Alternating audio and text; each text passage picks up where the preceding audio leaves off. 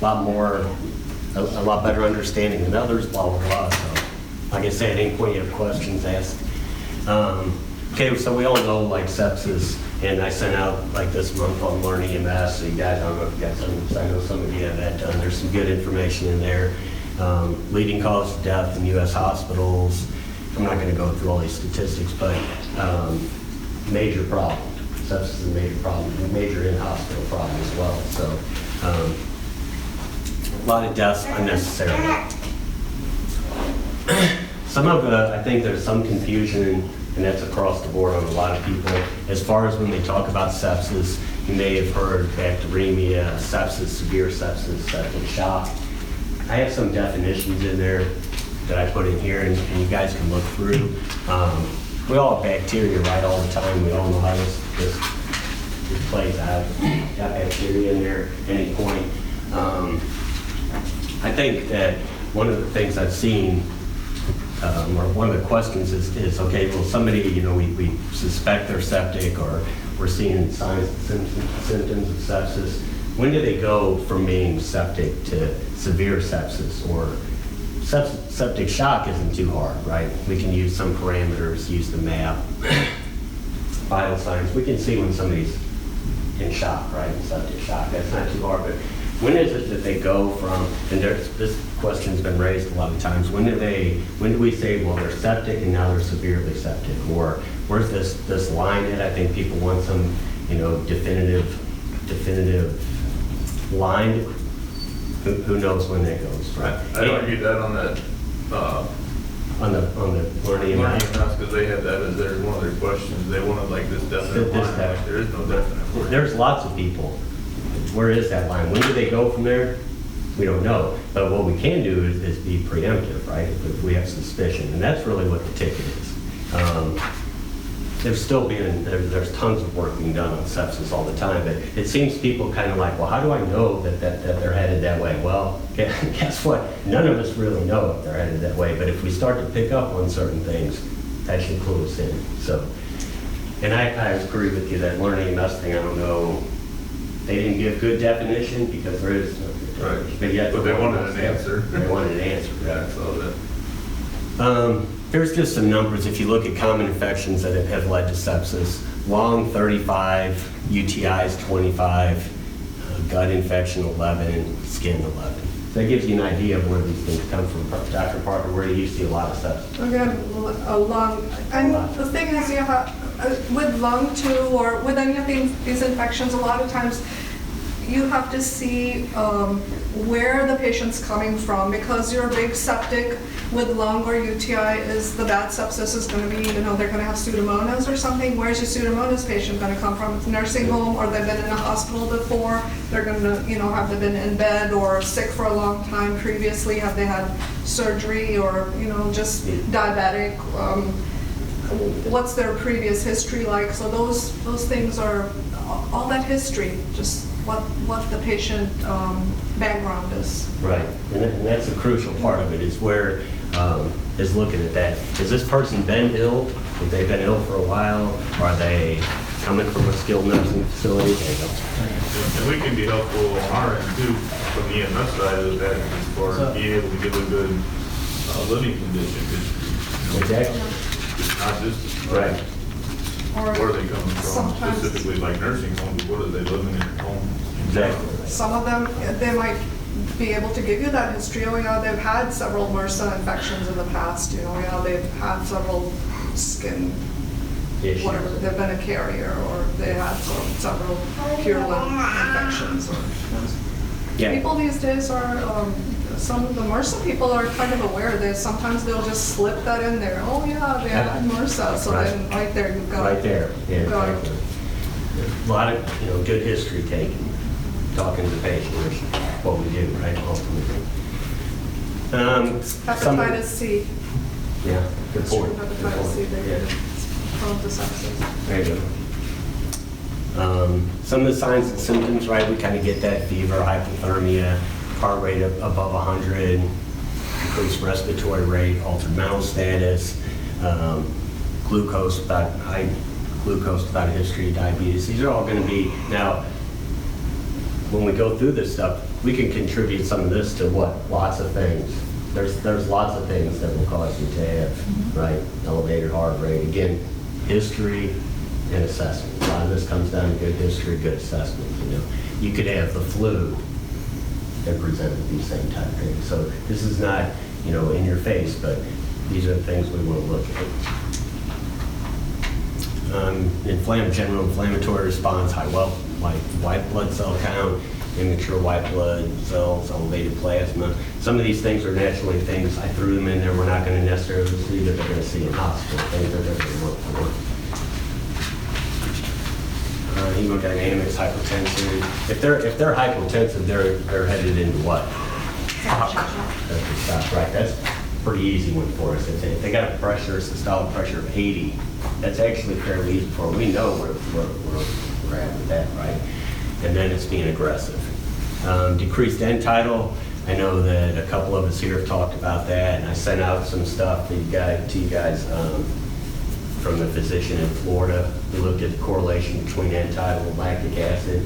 Okay, from the study he did, now this is the only study on it, so we can't say that it's definitive, but it seems pretty reliable to me from what he has done and it's the work that they're doing in Florida, that you have a direct correlation between lactic acid and your end tidal. Again, now we understand with end tidal and shock, right? We understand the correlation between their sepsis. So in my opinion, even though maybe not a huge amount of studies, I would use that to my advantage because the correlation, that wasn't a fluke, I don't believe. If we could get lactic acids in the field, which is what we prefer to do, then at some point, if we can, do that, you're talking about anywhere right now, and I don't know if you guys saw that on the Boundtree University that the physician did, the PowerPoint he did, it'd be about $1,000 a unit for us to check lactate. So not cost effective, just not cost. When we're getting $400 for the call, it's hard to justify the $1,000 to see what their lactic acid, especially when it comes back normal. Like, hey. I got lactic acid. Oh, did you? And like the first That's minute tough. that we get them, we'll be like, oh, let's try it on this. Yeah, let's try lactic it. acid. Hey, yeah, well, we got one. It was normal, and that cost us $600 to run the call. So $1,000 per patient or per? per unit Per for lab. equipment, and then every time we're going to get it, Wow. Oh, wow. we're I into that didn't know much. it was that much.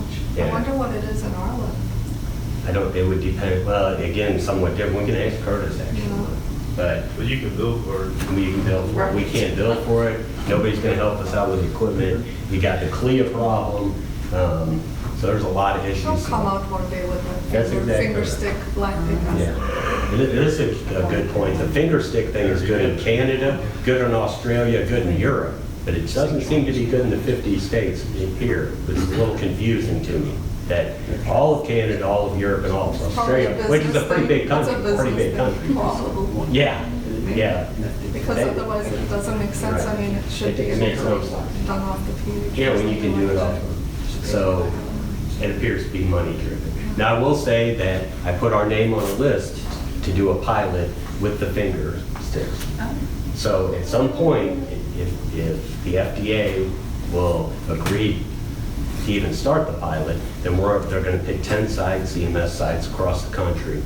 We're on the list to be the first one, so that'll be good. We can go ahead and start using them. And then correlate it with what, the thing is, the hospital's going to have to run them every time we do, so that we can correlate? to correlate, so that we can come back and say, hey, the numbers we're getting are realistic. The FDA has like 7 trillion things they worry about, and EMS doing lactates is not like on their priority list, I can tell you. So when it happens, I don't know, but you'll see I put lactic acid stuff in here on the flow sheets, that type of thing, because that's good numbers to have. We want that. But at the end of the day, how are you? I'm all right, yourself. Good. So like I said, when we can start doing it, we'll do it, and the stuff's on here. You will have it probably from hospitals, so if you're doing it at a facility, patient, whatever the case, there's slots on there to put that information so that we can start gathering the stuff.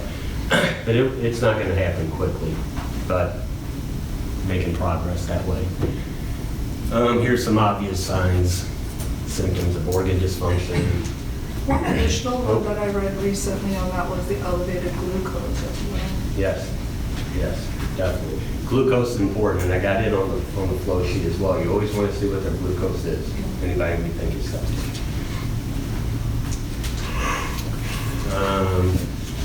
Here we're talking about just what I said, lactate above 4, decreased capillary filling.